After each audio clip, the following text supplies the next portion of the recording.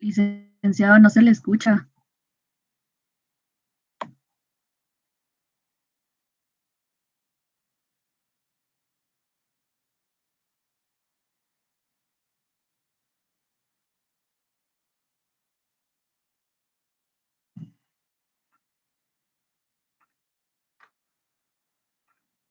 Hola, buenas noches, ¿me escuchan? Sí, licenciado, ya se le escucha. Buenas noches, licenciado. Buenas noches, licenciado. Ahora sí se le escucha. Muchas gracias, buenas noches, qué gusto de saludarlos. Pues estoy teniendo un problema técnico con los audífonos. Un momentito, por favor, perdón.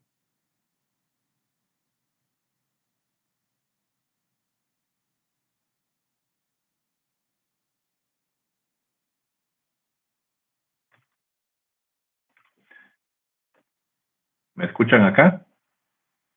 Sí, licenciado. Sí, licenciado. Perfecto, muchas gracias. Excelente, bien. Qué agradable tenerlos, es un gusto verlos. Muchas gracias por estar por acá con nosotros.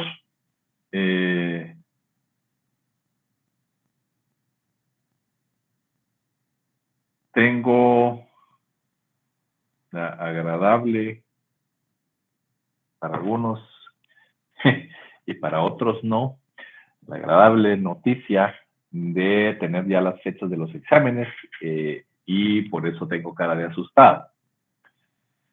Me parece ser que tenemos el primer parcial el 28 de febrero, el segundo parcial el 18 de abril y el final el 25 de mayo. Así es. Y a ese respecto tenemos primero dos circunstancias. La primera es pues que tendremos que tener pues la evaluación en esa fecha, que entiendo yo es a las 8:30, y pues provocaremos alcanzar el conocimiento como habíamos acordado. La etapa preliminar en este primer parcial, la etapa intermedia en el segundo parcial y el juicio oral en el final. Entonces, generalmente se ha dado una circunstancia que creo yo algunos se aprovechan de, y es si se reciben clases o no a lo largo de las semanas de los parciales. Me parece que vamos a depender de hasta dónde alcancemos o si alcanzamos llenar el contenido del curso para poderlo hacer. En ese sentido, estaremos al pendiente, por favor. Entiendo que los exámenes son a las 8:30 de la noche, entonces no deberíamos de estar interrumpiendo nada. Yo voy a tratar de apresurar porque según mis cálculos, a pesar de que quedamos a las 8, el 28 de mayo, el 28 de febrero, perdón, tendríamos la próxima semana para recibir las 2 sesiones que nos ocupan, y según entendería yo, el martes 22 empiezan sus exámenes parciales. Si para ese momento nosotros estamos bien, pues no deberíamos de tener inconveniente. No sé si ya les hicieron llegar a ustedes esas fechas. Si no, les doy la primicia. Espero no haberme metido en un problema, pero entiendo que Administrativo 2 lo tienen el 22. Pues aún no nos han llegado, licenciado. Si los puede compartir sería bueno. Gracias. Entonces ya la fregué. Se los voy a mandar al chat si quieren para que ustedes lo tengan, pero inicialmente el martes 22 tendrían derecho administrativo 2, el jueves 24 procesal civil 1, el 28 de febrero procesal penal 2, procesal de trabajo 1 el 2 de marzo, y notariado 1 el 4 de marzo. O sea, son esas 2 semanas. Las semanas del 21 de febrero al 4 de marzo son las 2 semanas de exámenes. Entonces, si nosotros llenamos los requisitos para suspender actividades la semana del 21 al 25, lo hacemos, y si no, pues tendremos clases el 22 y el 24. La que sí casi que podría asegurarles que les podría dar sería la semana del 28. Me imagino que va a estar en desacuerdo el caballero que acaba de hablar. La semana del 28,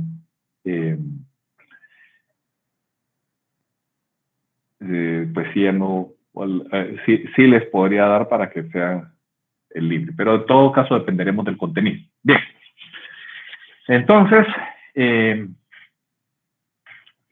hagamos lo que nos toca y lo que corresponde. Muy contento de que hoy no he recibido ninguna solicitud de ingreso a las sesiones. Eso quiere decir que todos hemos regularizado nuestra situación, así es que los felicito y les aplaudo, porque además no solo sirve para esta sesión, sino para que nos acostumbremos al manejo de plataformas. Recordemos que como abogados nos vamos a enfrentar a nuevas fórmulas de actuación, ¿no? En las que vamos a tener que interactuar con la tecnología, y es bueno estar al tanto de eso. Bien, dicho esto, voy a proceder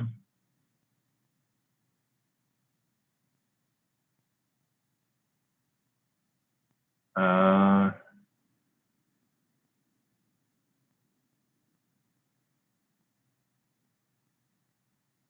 compartir pantalla y luego poner la grabación.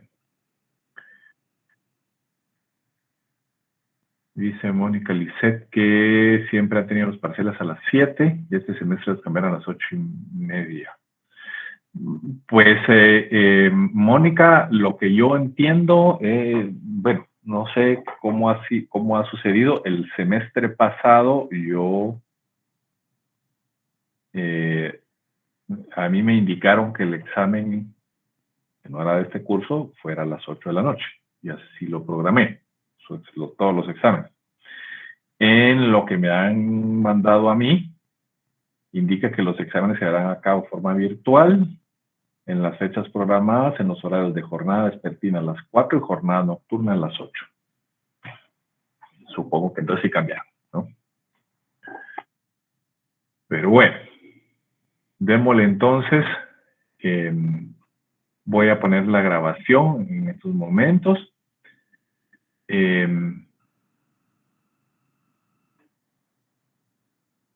Esta vez no me ha generado ningún aviso, como en otras ocasiones en las que algunas personas las sacaba de la sesión al iniciar la grabación. Pero en este caso no. Y entonces, en todo caso, cuando les pase, pueden volver a ingresar. Bien, entonces, habíamos empezado a ver los actos introductorios. Estos actos introductorios habíamos empezado a definir, bueno, habíamos contextualizado el asunto y habíamos definido que teníamos el atestado policial como la primera fórmula de noticia criminal, la denuncia y la querella. A ver, sí, ya me salió un aviso. Me indica que Ever Alexander Méndez Chanta y Luis Josué Elisandro Pop están por ahí presentes, prestando atención.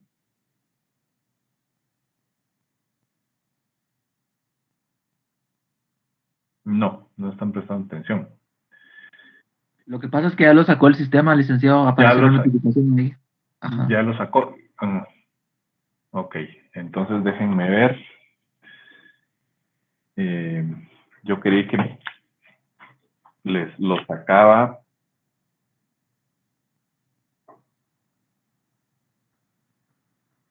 hasta que yo le daba OK.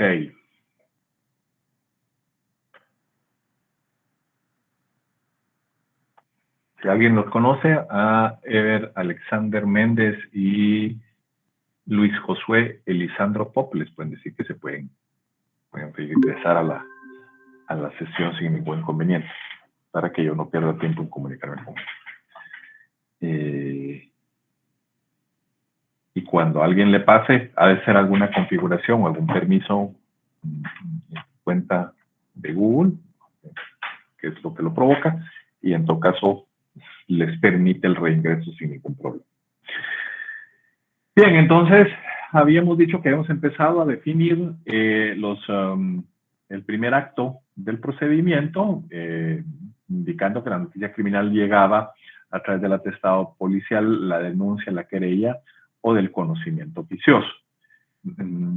Recorrimos un poco la institución del atestado policial, de la prevención policial, que es la que señala el código, con el objeto de entender más allá de la escueta regulación que nosotros tenemos en nuestro código y entender la importancia de los alcances que tiene para, pues, el conocimiento de la verdad, ¿no? Esta sesión es la que se va a subir en el siguiente fin de semana. La sesión anterior y esta, y es donde, bueno, pues, la podrán revisar y repasar aquellos que no estuvieron. Bien, nos adentramos entonces en la segunda fórmula de la noticia criminal, que es la denuncia. El jurista Colín Sánchez define a la denuncia como el medio por el cual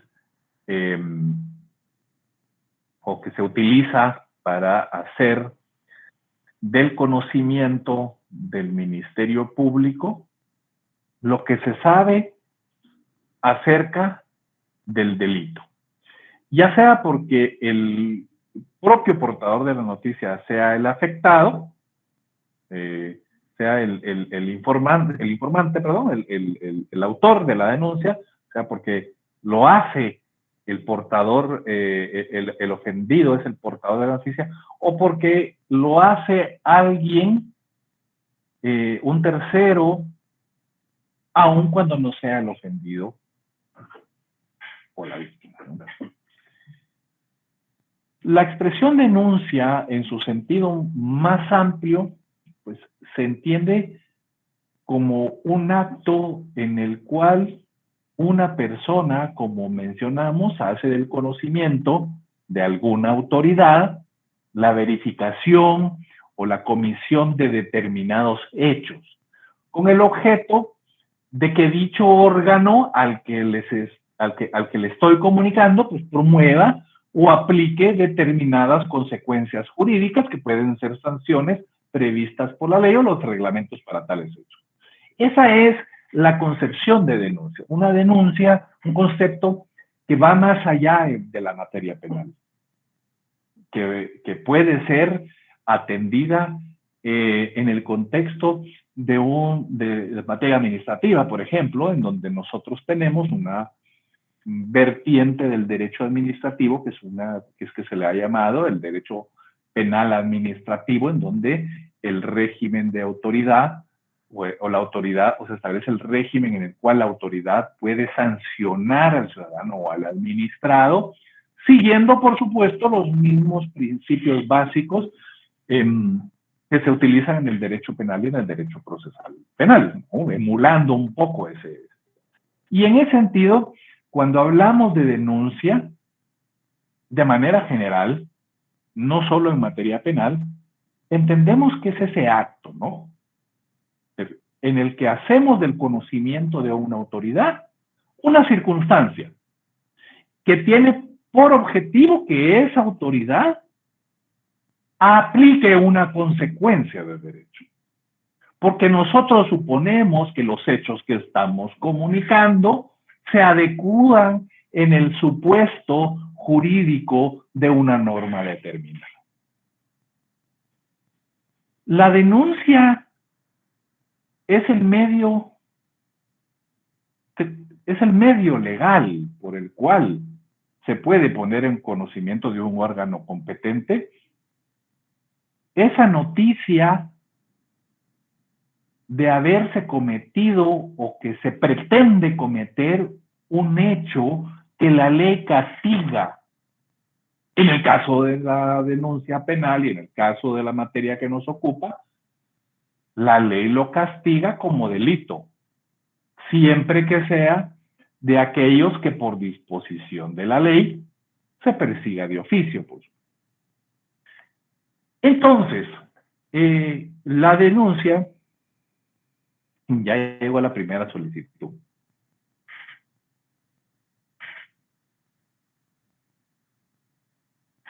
Déjenme anotar, porque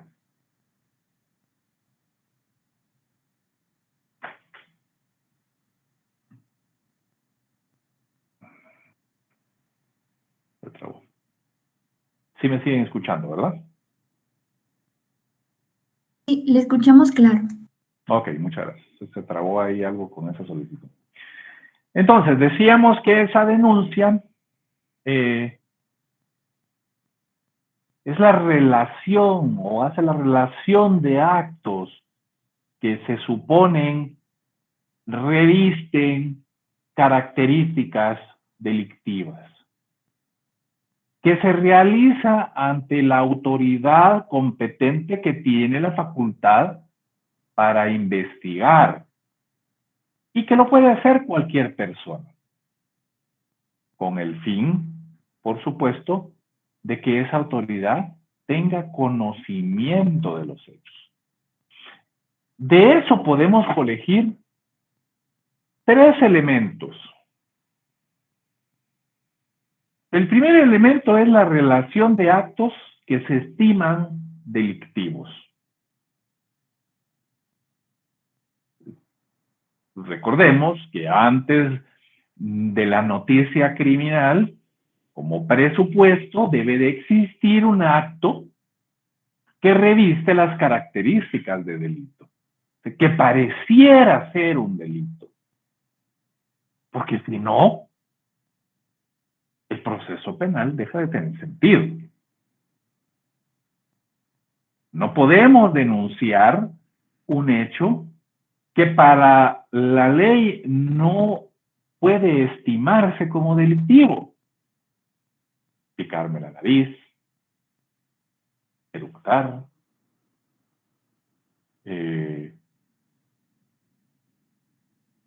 alimentarme sin el uso de la juguetería. Son circunstancias que podemos demandar, pero que no constituyen o no se estiman actos delictivos. 2, debe de ser enderezada, debe ser incoada, debe de ser puesta en conocimiento de una autoridad competente que debe ser el órgano investigador.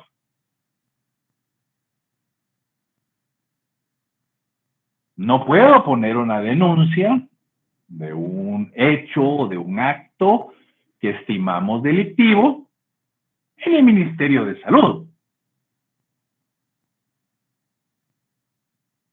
Como tampoco podríamos poner una infracción a la ley o a la legislación bancaria en el Ministerio de Energía y Minas. O en la Superintendencia de Bancos no podríamos denunciar a un establecimiento que no cuenta con licencia sanitaria, ¿no? Tenemos que enderezarla ante el órgano competente investigador. Y por último, el elemento subjetivo es que cualquier persona puede efectuarla. Cualquiera. De hecho, termina siendo un deber impuesto por la ley la denuncia. Como veremos más adelante.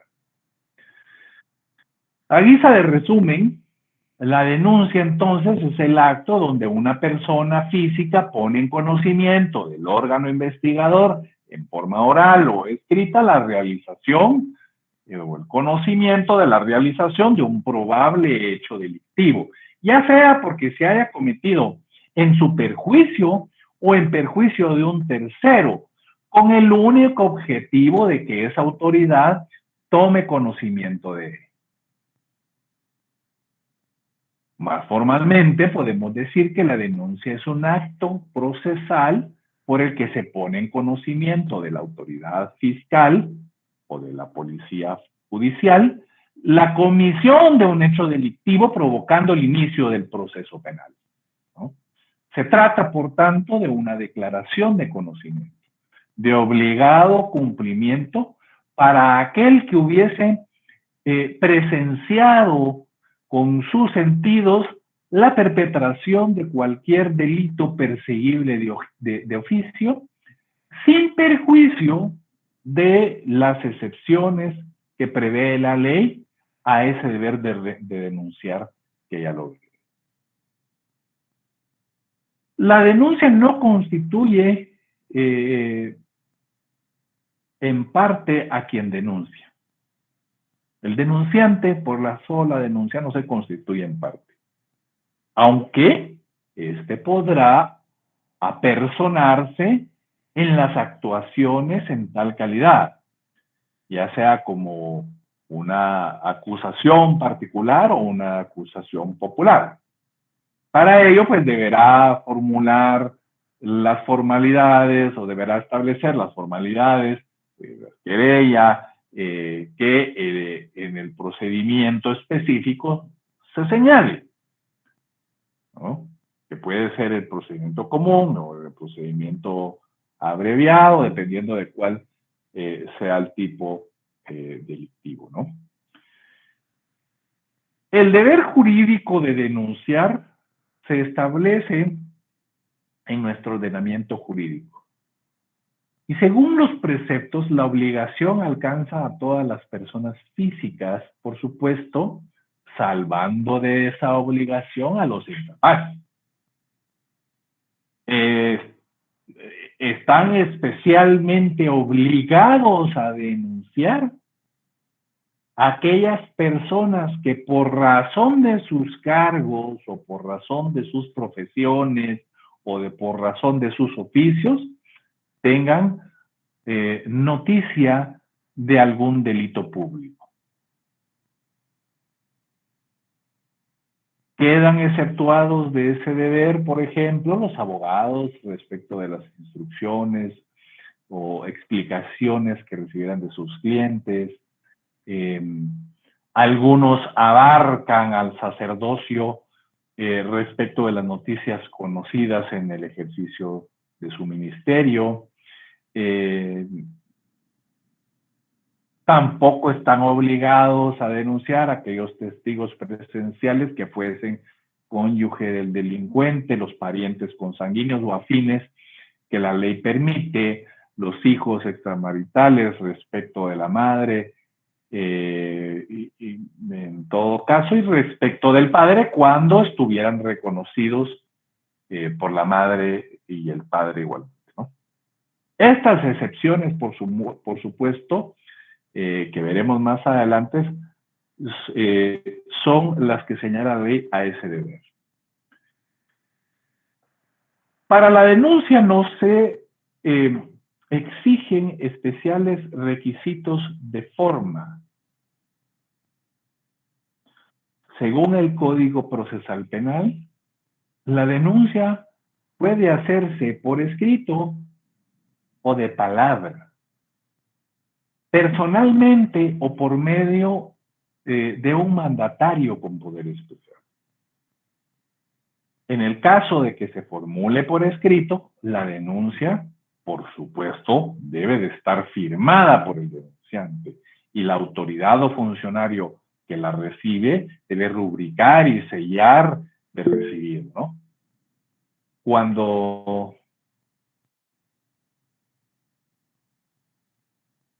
sí, Sergio Estuardo, levantaste la mano. Sí, licenciado, gracias. Cuando hablamos de denuncias, le pongo, por ejemplo, que aunque no llevan las mismas características de lo que usted nos menciona de una denuncia penal, podemos tomar también como denuncias, le pongo, por ejemplo, las situaciones específicas como, le pongo, por ejemplo, la DIACO o algunas oficinas de denuncias que siguen un proceso administrativo, pero no entra dentro de esta misma categoría como lo menciona su definición? ¿Por qué tú no encontrarías una equiparación entre una denuncia y la otra? ¿Cuál sería la diferencia en la que tú observas entre una y otra?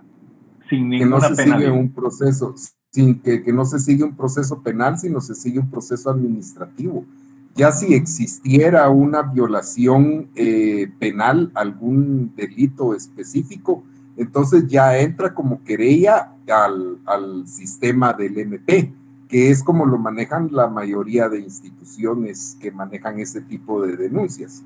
Ok, pero en ese caso, Sergio, y muy buena tu intervención, porque en términos generales lo que sucede es que se trata de lo mismo, porque lo que tú me estás diciendo es que lo que cambia es la autoridad competente, y eso por supuesto, ¿no? Porque era lo que mencionábamos, o sea, si se trata de una infracción reglamentaria o inclusive una infracción legal del tipo no penal, entonces, pues constituye otro procedimiento, que se utiliza la misma fórmula, que se utiliza una denuncia que, como hemos visto y terminaremos de ver, nuestro Código Penal no establece la fórmula. Lo que sí es cierto es que debe de haber una infracción legal previa, que en el caso de la materia penal debe ser un acto o un hecho que reviste características de delito. Y aquí es donde encontramos la diferencia de a dónde debe ir. Depende del tipo de infracción, es que nosotros esa misma forma escrita o esa misma forma verbal la haremos en un órgano o en otro. ¿Sí? Si, por ejemplo, encontramos que hay ciertos hechos constituyeron un posible delito, ¿no? Si encontramos, por ejemplo, que un establecimiento, que una persona que al salir de un establecimiento comercial de alimentos cayó al suelo y se murió, y suponemos que fue porque se alimentó de manera, porque hubo una contaminación en ese establecimiento, podemos denunciarlo en el Ministerio Público. Si por el contrario no se trata de que la persona se murió, sino le dio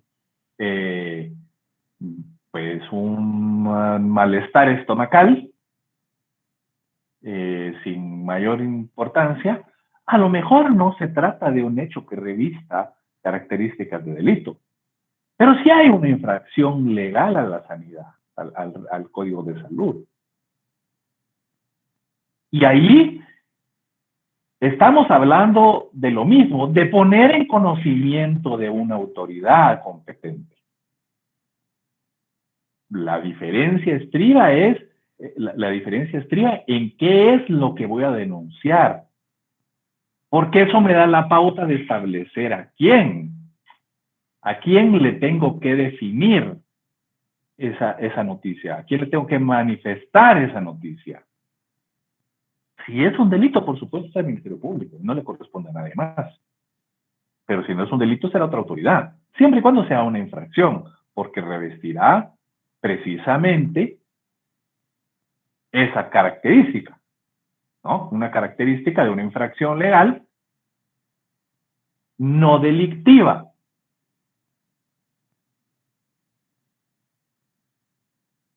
A lo largo, y cuando ustedes vean con más detenimiento, creo que los programas de la universidad no son tan detallistas en la materia administrativa penal. Pero hoy por hoy,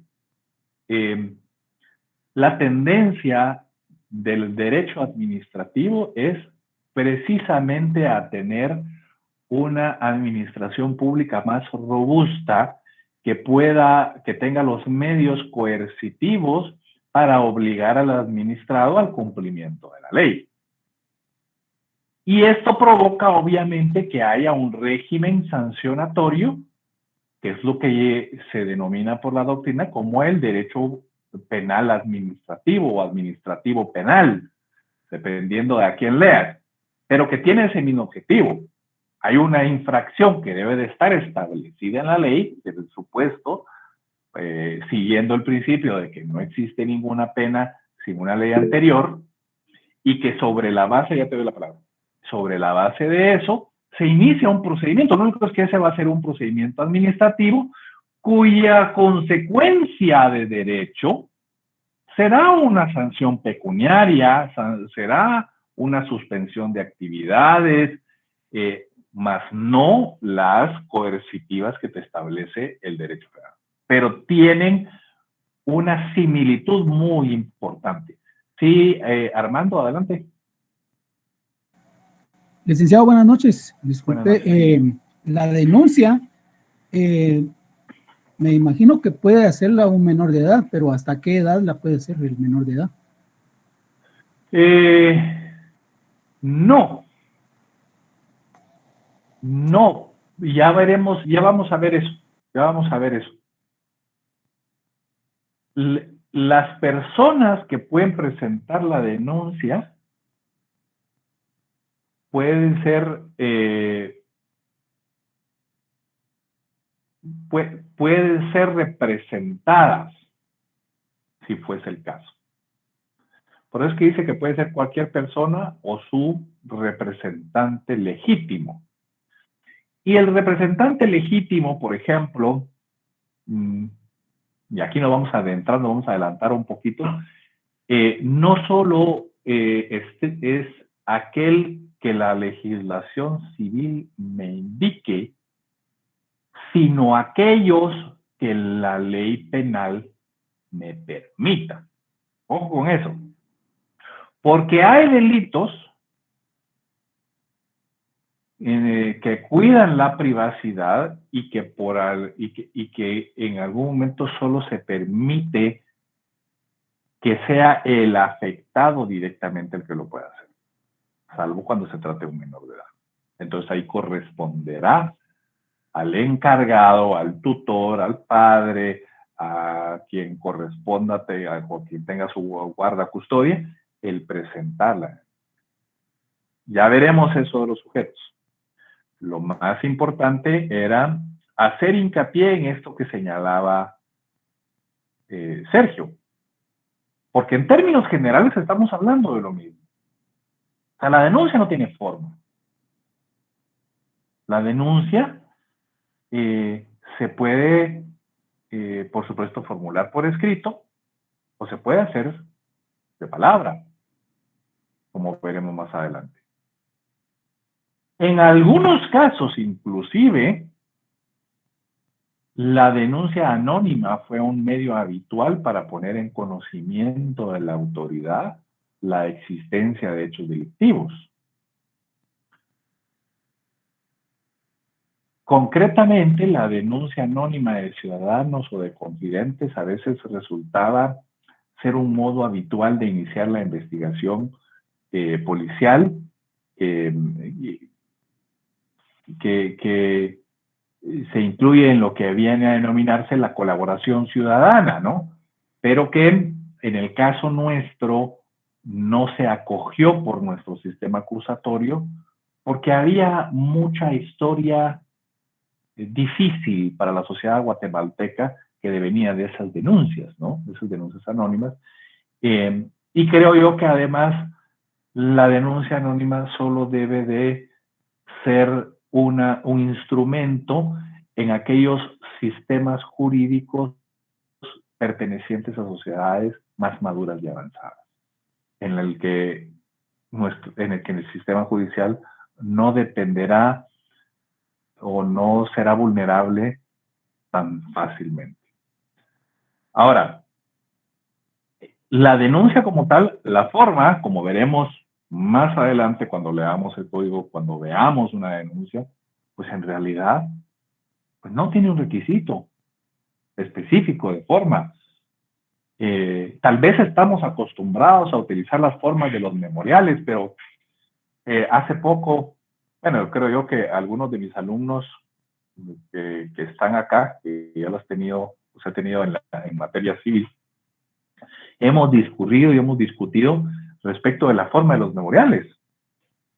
Todos lo hacemos en hojas tamaño oficio, con un margen como de 6 del lado izquierdo, simétrico en anverso y reverso, con 1.5 del lado derecho, 7 centímetros arriba, 25 líneas. No hay fundamento legal para eso. Y así lo hacemos en todas las materias, en materia civil, en materia administrativa, en materia penal, porque estamos acostumbrados, es una costumbre, pero en ningún lugar de la ley, para ninguna rama del derecho establece eso. Es una costumbre que viene del uso del papel sellado y el papel español que se usaba en una buena época. Pero con la incursión de la tecnología, el uso de otro tipo de documentación, esto pues ha quedado absolutamente irrelevante. Yo puedo presentar mis memoriales en tamaño carta con 50 líneas. Tal vez en algún momento cuando yo uso los timbres forenses debo tener cuidado si la ley tributaria no me establece que tenga que tener alguna formalidad, como sucedió muchos años hace cuando con el uso del papel sellado se pasaban de los márgenes y se hicieron juicios para determinar cuánto adicional había que pagar por las letras que estaban fuera del margen. Son absurdos que han habido a lo largo de la historia, pero que han quedado abandonados completamente. Entonces, esas formas, pues estamos acostumbrados a hacerlos en memoriales y podemos presentar una denuncia con fórmula de memorial, con fundamento legal, con análisis crítico, ¿no? Pero en realidad, lo que necesitamos es identificarnos, relatar los hechos que nosotros consideramos revisten características de delito y con base a ello presentarlo, por supuesto con el mayor nivel de detalle necesario para conocer la verdad y la verdad real. Y con base a ello podremos, en todo caso, presentarlo ante una autoridad competente. Pero, ojo, no tiene forma. De hecho, lo podemos hacer verbal, como veremos. Puedo yo llegar y definir ante el Ministerio Público y contar, mire, a mí me robaron billeteras, se llevaron 5,000 quetzales y me robaron el celular, ¿verdad? Y anotan. Que vaya a pasar algo, son otros 10 quetzalitos, ¿verdad? Entonces, la denuncia tiene por objeto precisamente esos hechos, ¿no? Y aquí nos volvemos a materia penal. Ya no estamos hablando de la denuncia genérica, sino de la denuncia penal. Tiene por objeto manifestar, comunicar esos hechos que revisten apariencia de delito, independientemente de los tipos y las circunstancias concurrentes. Por tanto, esa denuncia podrá limitarse exclusivamente a describir esos hechos, que son, a nuestra consideración, presuntamente delictivos.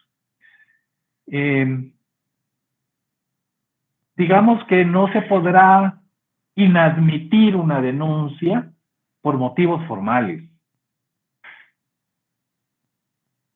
por no venir con copias, por no venir, todas esas cosas, inclusive en la querella, como veremos, pero en el caso de la denuncia, pues no tiene, ¿no?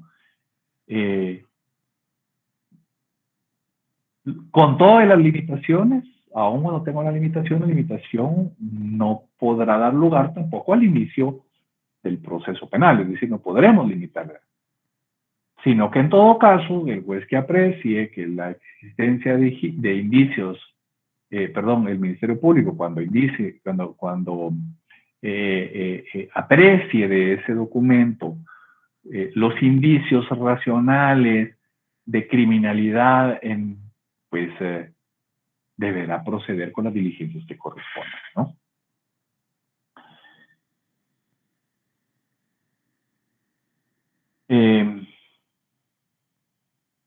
Ahora,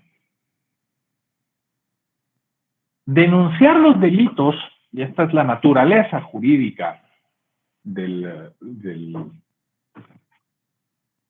la denuncia. Denunciar delitos constituye una obligación.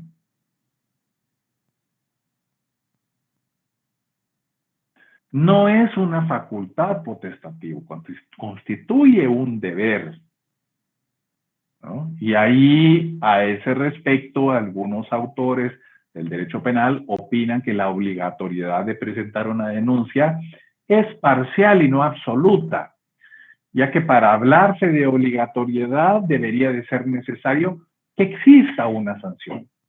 Entonces, esta tesis es justificable en términos jurídicos, ya que ninguno de los códigos adjetivos aluden a una sanción para quien no denuncie el delito.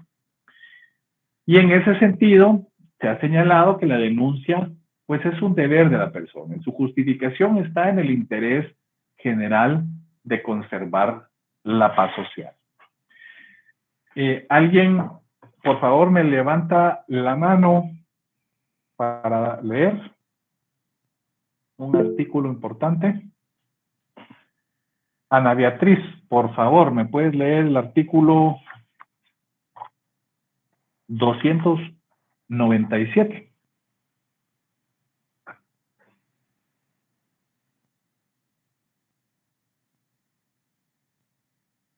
Ana Beatriz Corsantes.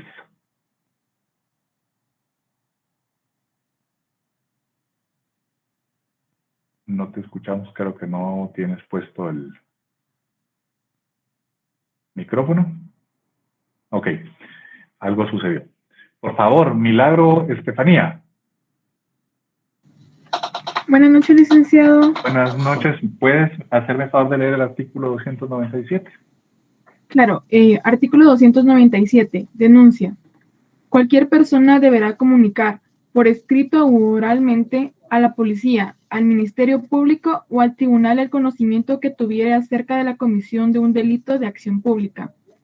El denunciante deberá ser identificado. Igualmente se procederá a recibir la instancia, denuncia o autorización en los casos de los delitos que así lo requieran. Muchas gracias, te agradezco mucho.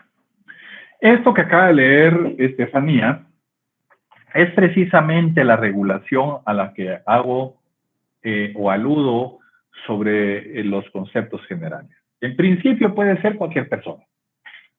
No está delimitado, por supuesto, a que sea afectado, sino que puede ser cualquiera. Puede ser por escrito u oralmente. Puede presentarse ante la policía, ante el Ministerio Público o a un tribunal.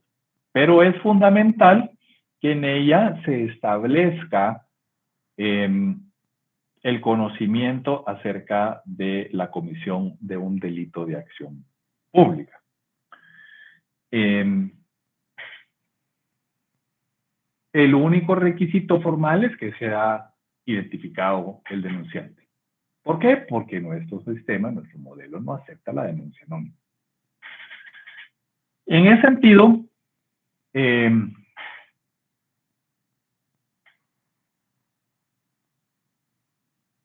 es importante reiterar que la denuncia puede ser presentada por cualquier persona, sin importar que la misma provenga de un procesado, un sentenciado, un nacional, un extranjero, un hombre, una mujer, un chiquito, un grandote,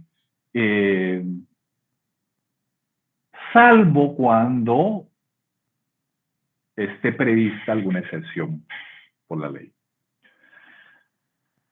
La denuncia debe de hacerse verbalmente o por escrito ante el Ministerio Público ante cualquier funcionario o agente de la policía judicial o de un tribunal, situación que también obliga a proceder a la investigación de los delitos, siempre y cuando no se trate de infracciones que requieran para su ejecución el cumplimiento de algún requisito de procedibilidad o que exista un obstáculo procesal que impida iniciar el procedimiento o la persecución del mismo, que esos son los que veremos un poquito más adelante. Sí, Sergio, adelante.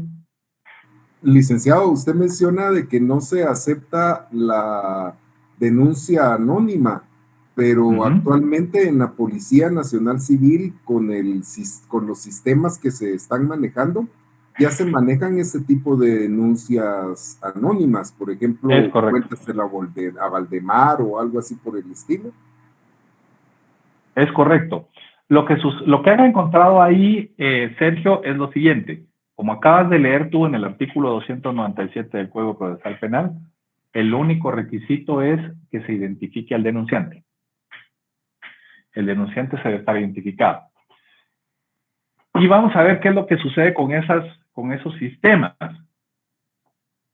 Lo que sucede es que reciben la noticia criminal de forma anónima, hacen la investigación y utilizan el mecanismo para darle trámite, para darle continuidad al proceso, pues entonces debemos de formular una investigación, o se concibe, perdón, como una investigación oficiosa. Y ahí entablamos otro procedimiento distinto, que ya veremos más adelante, cuáles son los artículos sobre eso. Entonces, la policía no dice, vino alguien anónimo a denunciar esto. Porque si no estamos incumpliendo el artículo 297 del Código Procesal Penal, que dice que debo de identificar. Lo que sucede es que él dice, en nuestros medios tuvimos las noticias e hicimos nuestra investigación y de nuestra investigación se desprende tal cosa. Entonces la noticia criminal no resulta ser la denuncia anónima, sino un atestado policial. ¿Te das cuenta? Porque para el proceso penal no puede pasar una denuncia anónima. Entonces, por supuesto, ahí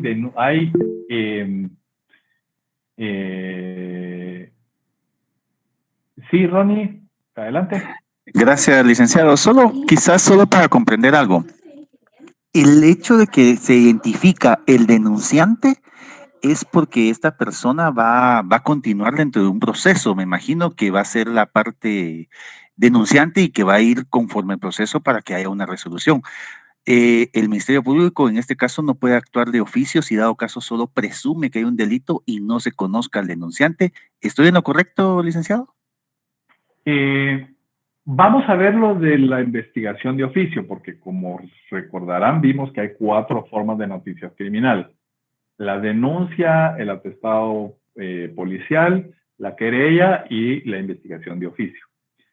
Entonces, lo que sucede con estos mecanismos que estaba señalando Sergio es que la denuncia anónima no forma parte del proceso, no resulta ser una de estas 4 noticias criminales que establece la ley, que establece nuestro código, sino que se utiliza esa información para proceder a una investigación y encajar en esto.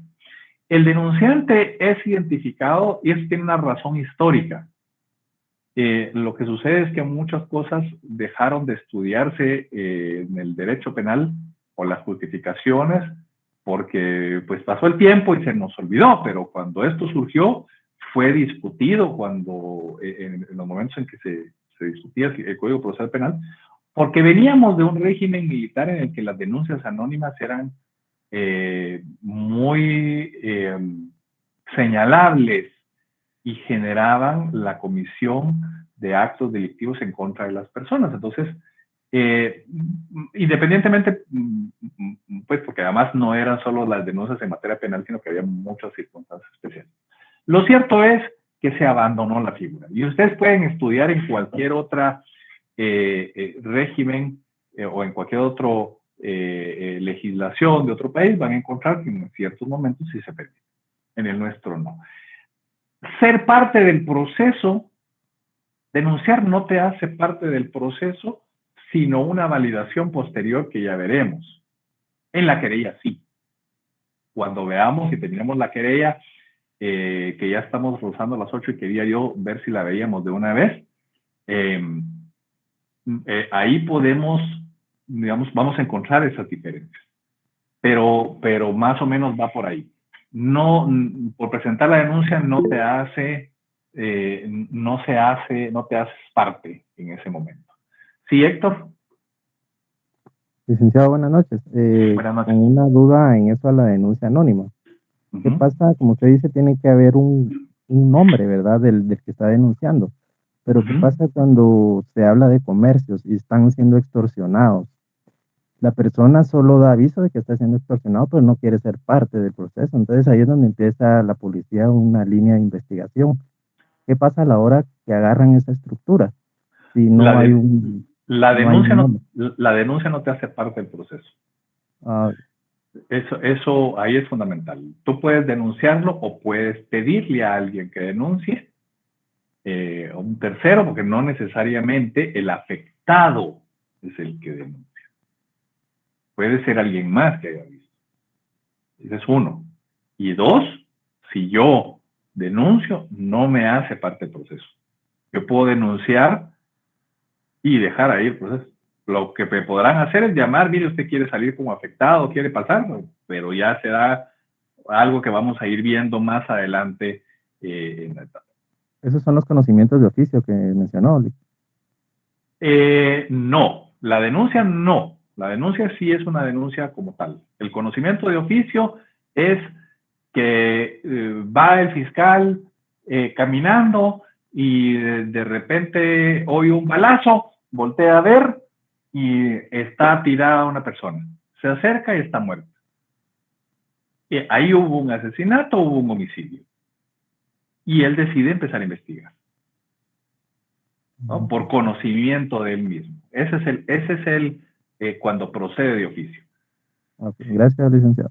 Con mucho gusto, Héctor. Son eso. Entonces, hay algunos delitos que son importantes entenderlos por razón de la denuncia, ¿no? Y ahí están señalados la acusación y denuncia falsa, la simulación del delito, la falsa acusación por delito privado, la autoimputación o la omisión de denuncia, que sería bueno que revisen. Son los artículos 453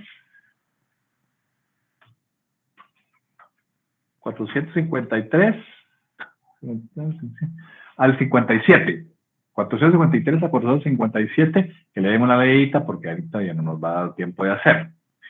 Entonces, esos delitos son importantes tenerlos frescos para ver la relevancia de esta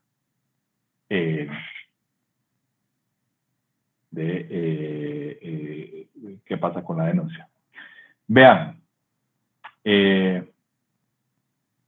son las 8 de la noche, voy a tratar de seguir. Sé que a veces sus compromisos familiares trascienden. Las personas que quieran retirarse no tienen ninguna consecuencia de hacerlo, pero voy a tratar de avanzar lo más posible, por lo menos para dejar terminada la denuncia.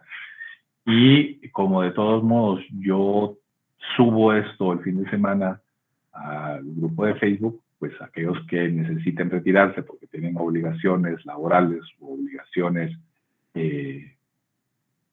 ya se fue el primero, ni terminé de decirlo, obligaciones familiares o obligaciones laborales, segundo, pues lo ven, no hay ningún problema, ¿no? No me ofende. Entonces, voy a tratar de correr y evitar algunas de los aspectos para terminar, ¿no? Hay entonces una posibilidad de entender que si la denuncia no tiene requisitos de forma, sí hay elementos importantes que son condiciones sin los cuales no se puede denunciar, que son al final de cuentas lo que hemos advertido como los presupuestos procesales. El presupuesto, digamos, en una de sus acepciones, hace una connotación a la idea de motivo, de causa o de supuesto, ¿no? Lo que necesariamente advierte que los mismos han de estar referidos a algún acto o a alguna situación. Eso es el presupuesto. Ahora, la voz procesal, pues alude al proceso, lo que exige un concepto de carácter general sin que singularice en materia alguna, ¿no? O sea, como conjunto de disposiciones que regulan la asociación concatenada de los actos jurídicos que se realizan por el juez, por las partes y otros sujetos procesales, con el objeto de resolver controversias que se suscitan con la aplicación de las normas del derecho sustantivo. Entonces, de eso podemos concluir que los vocablos mencionados en un sentido técnico y jurídico, pues significan requisitos o circunstancias relativas al proceso. Y llegando más al fondo de ese concepto, los supuestos previos que necesariamente han de darse para constituir una relación jurídico-procesal regular o válida. El origen de la concepción de presupuestos procesales se debe a un famosísimo jurista alemán, que es Oscar von Bülow, siempre digo Bullock, von Bülow, creador de esa relación jurídica procesal, ¿no? O sea, expuso al final de cuentas para para explicar la naturaleza jurídica del proceso, ¿no? Hace 2 ejercicios. En primera instancia, esa teoría de los presupuestos procesales se desarrolló o fue desarrollada en esos momentos para el derecho procesal civil y luego fue introducida con más éxito al derecho procesal penal. A partir de ese momento se le considera con mayor o menor amplitud en casi todos los tratados de derecho procesal, aunque existen algunas discrepancias en las cuales pues, no vamos a adentrarnos porque son discusiones bizantinas que nos van a hablar. Von Bülow introdujo la teoría de los presupuestos procesales como los elementos constitutivos de la relación procesal civil. Y por ello ofrece, en un primer término, una respuesta al nacimiento de la relación al establecer los requisitos de las personas que tienen lugar, el objeto al cual se refiere, los hechos o actos para que surja, quién tiene facultades o capacidad para realizar esos actos. Un efecto en cualquiera de las exigencias surgidas en esos aspectos impediría el nacimiento del proceso por encontrarse en ellos los elementos constitutivos de la relación procesal. Entonces, después se distinguen los presupuestos procesales de las excepciones dilatorias del derecho material, que en su momento hizo advertir que la falta de un presupuesto procesal obligaba al juez a rechazar la resolución sobre el fondo, ¿no? Entonces, a ese respecto, en la teoría general del proceso, la tesis de von Bülow tuvo un éxito sin precedentes. Y la teoría de la relación procesal y de sus presupuestos como la base de todos los sistemas del proceso, hizo que indudablemente a partir de la teoría de ese autor se comenzara a formular la ciencia del derecho procesal. Al trasladar la teoría de los presupuestos procesales al campo penal, la divergencia sobre esa extensión se plantea en dos corrientes que generalmente se pueden establecer como dos extremos. Y la disyuntiva, por supuesto, de considerarlos como presupuestos para la existencia válida del proceso o como presupuestos para una decisión en relación al fondo del objeto del proceso. A manera de hacer un recorrido por esa teoría de von Bülow,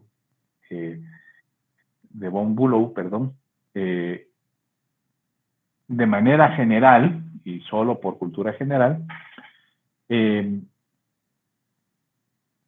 definía los presupuestos procesales como los aspectos más importantes, ¿no? La competencia, la capacidad e insospechabilidad del tribunal, la capacidad procesal de las partes, la legitimación de un representante, las cualidades propias o imprescindibles de una materia litigiosa, la relación y comunicación o la notificación de la demanda, así como la obligación del actor por las actuaciones procesales, el orden entre varios procesos, entre las más importantes.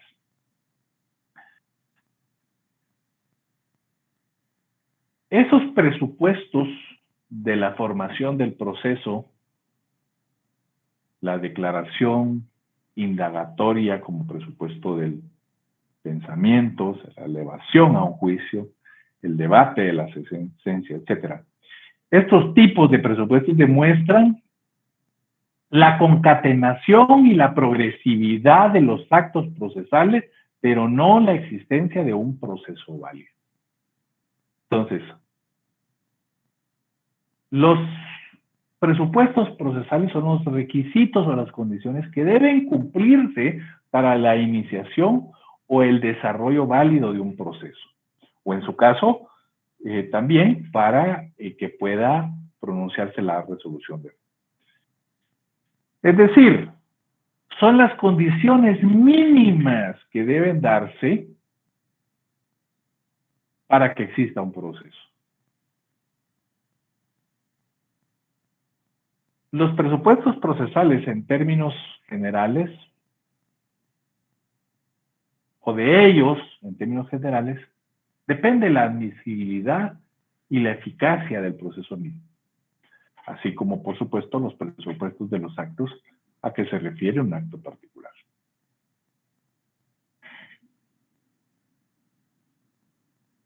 Y aquí es importante distinguir los presupuestos referentes al contenido material del proceso de los relacionados con la esencia y los contenidos formales de él.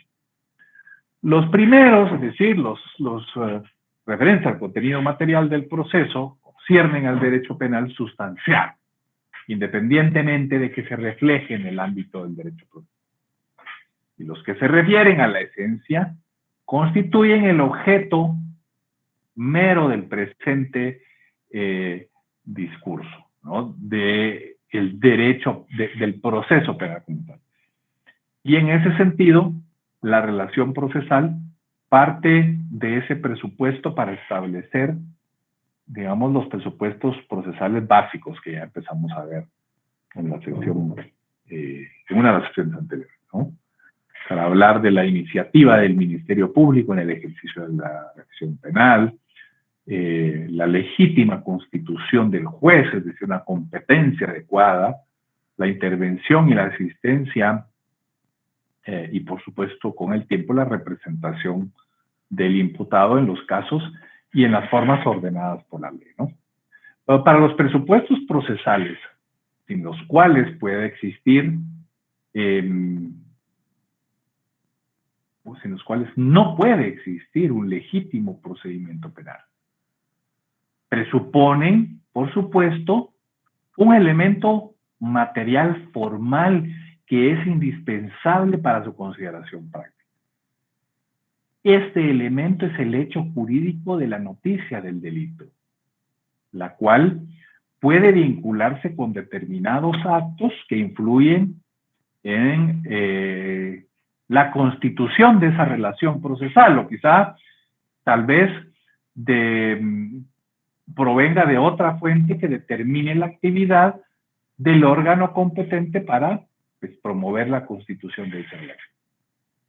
Sin el acto o hecho materia del derecho penal, sin el órgano de acusación, sin la presencia del órgano de la jurisdicción, del órgano jurisdiccional, y sin el órgano de la defensa, no es posible el proceso. Por lo tanto, si se diera el delito, pero no se integra la relación jurídica procesal, no habrá proceso. Para que se den entonces los presupuestos procesales, es necesario, en primer término, que el órgano acusador ejercite la acción penal. Aquel órgano jurisdiccional no lo hará de oficio sobre un hecho delictivo. En segundo término, que el órgano jurisdiccional esté legalmente constituido y sea competente para conocer de ese asunto. Y en tercer lugar, que dentro de la relación procesal exista un órgano de la acusación y uno de la defensa. Y que estos, por supuesto, actúen bajo un equilibrio ante el juzgador. No debemos confundir estos aspectos, los presupuestos procesales, con los requisitos de procedibilidad.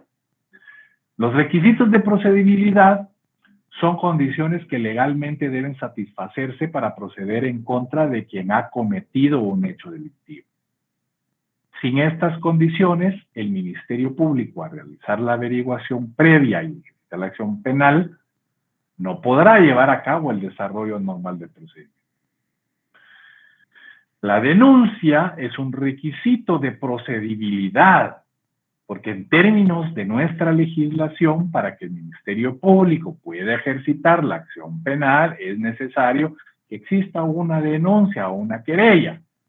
Cualquier persona puede formular la denuncia, ya sea la víctima, el ofendido o cualquier tercero, como agentes de la Policía Judicial o hasta el propio Ministerio Público.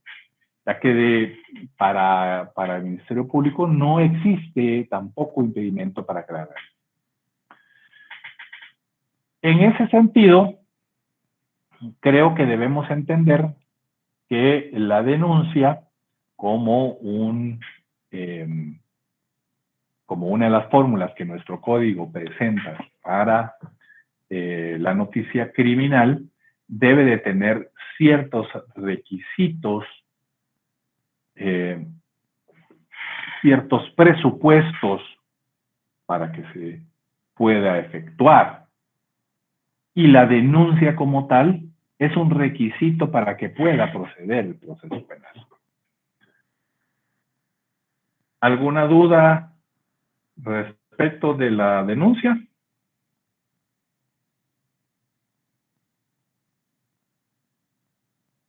No, licenciado, por mi parte. Muy bien. Bien. Entonces, damos por... tengo la grabación en estos momentos para que nos quedemos con la querella. Vi una mano levantada, perdón. Me levantó la mano. Yo, Lick.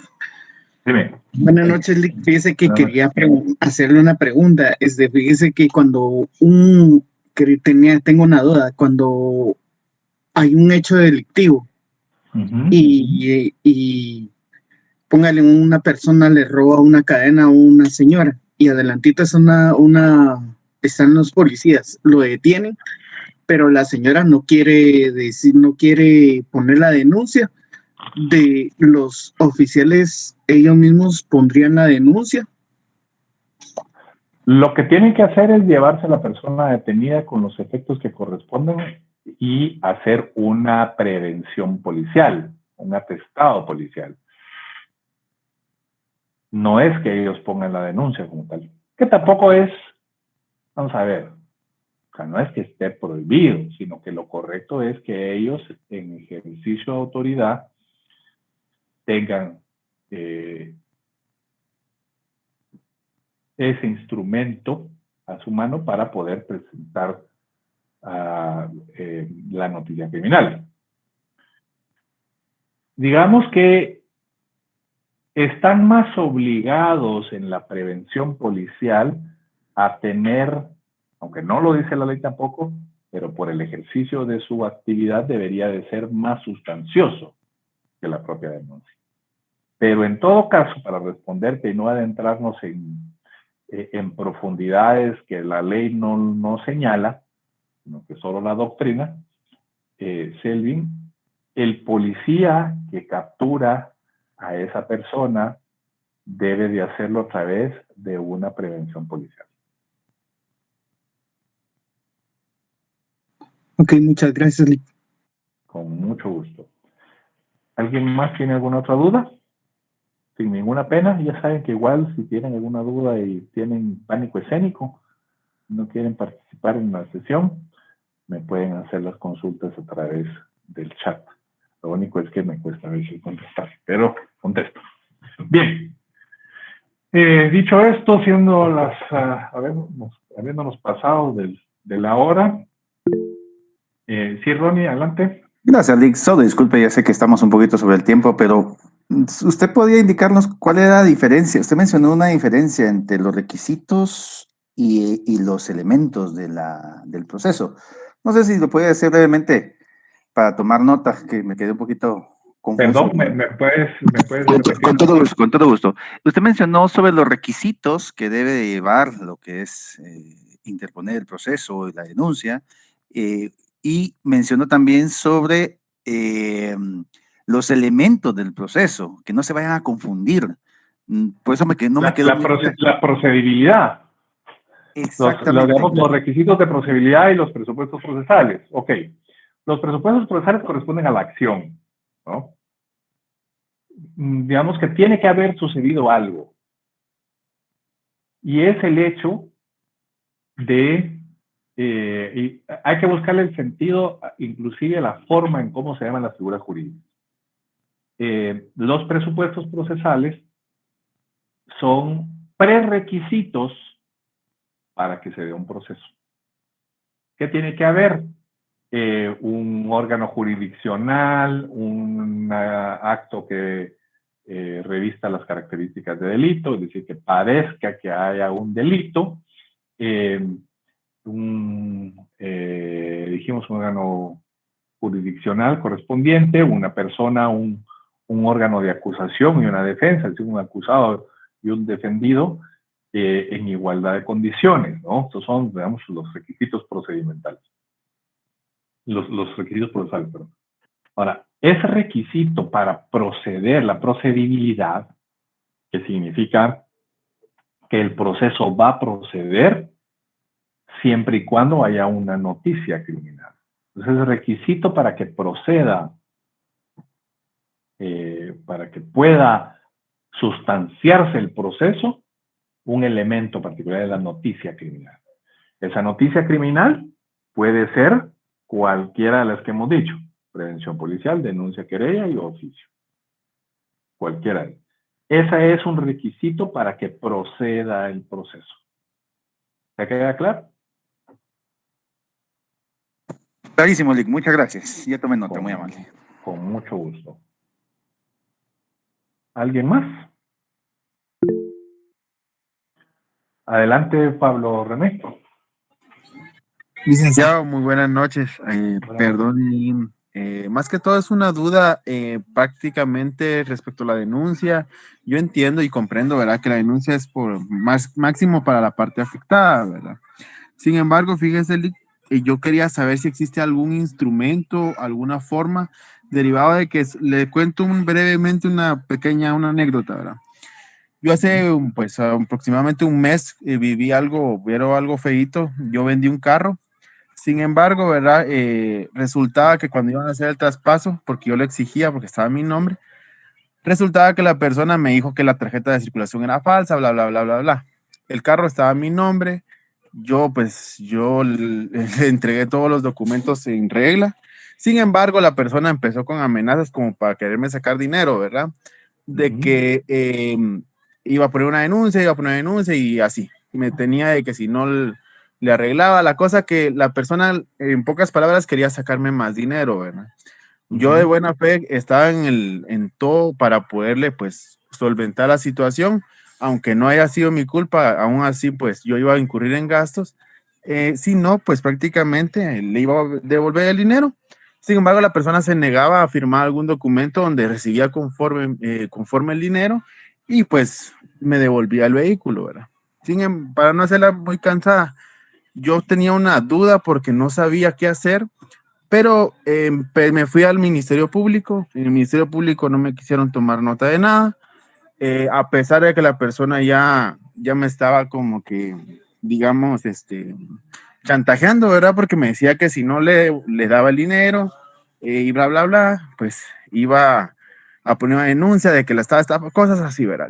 Le ofrecí pues un cheque para que me quedara como respaldo, no quería. Sin embargo, lo único que a mí se me ocurrió pues es ir a mediación por medio de una cita extrajudicial, ¿verdad, Lick? Pero lo que le quiero decir prácticamente que a la mera hora, pues yo le llegué a dejar la invitación cuando nos íbamos a ver, que con mentiras tuve que juntarme con ella, ¿verdad? Pero resulta de que al momento de que yo le entregué la invitación, se volvió un alboroto, ¿verdad? Y llamaron a la policía, bla, bla, bla, la cosa que yo terminé en la comisaría.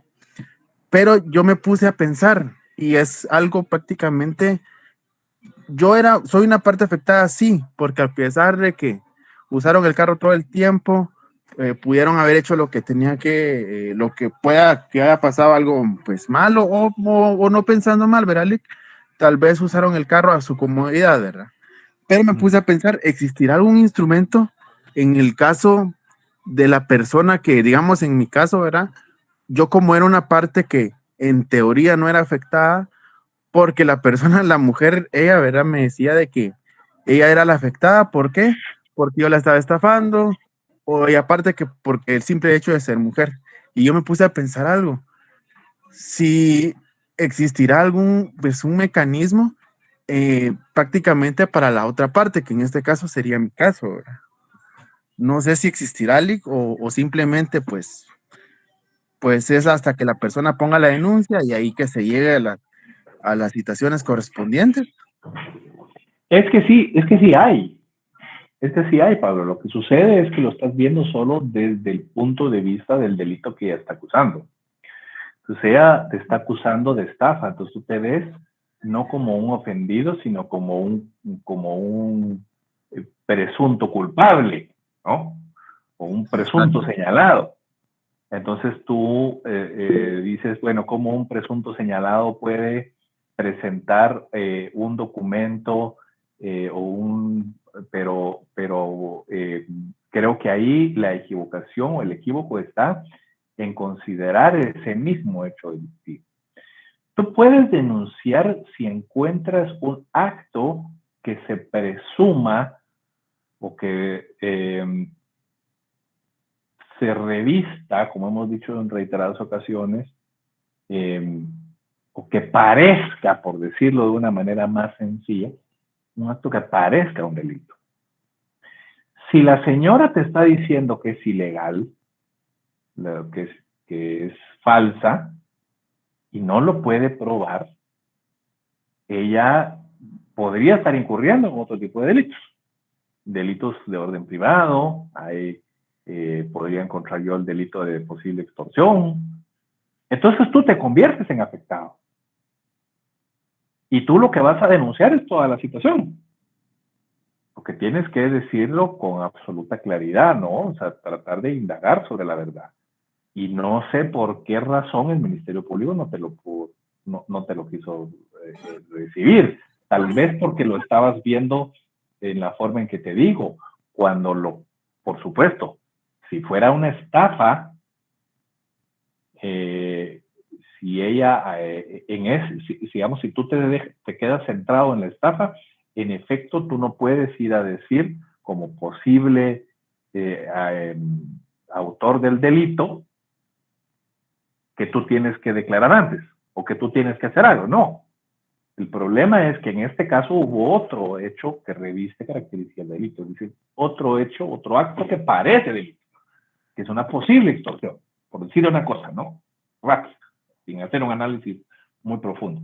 Entonces tú vas y presentas una denuncia, yo le vendí el vehículo, a tal fecha se lo llevó, quedamos de hacer el cuento, no lo hizo, me está extorsionando, me está diciendo que no es verdadero, y si es, yo tengo aquí, yo compré este carro, aquí lo tengo, aquí he pagado los impuestos, y ella me quiere sacar más dinero, ahora no me quiere devolver. O sea, podría haberse hecho de esa forma, ¿no? O sea, ¿me entiendes? O sea, no, lo que tiene que hacer es, lo que tendrías que haber hecho ahí es cambiar el enfoque.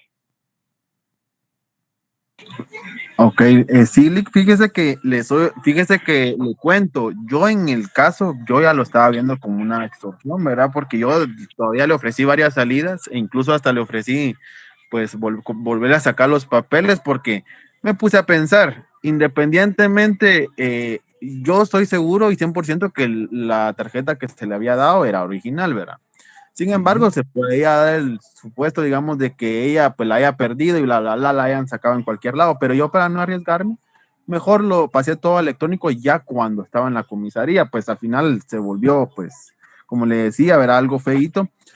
Sin embargo, yo de buena fe tenía toda la intención de solventar la situación, porque por el lugar que trabajo no me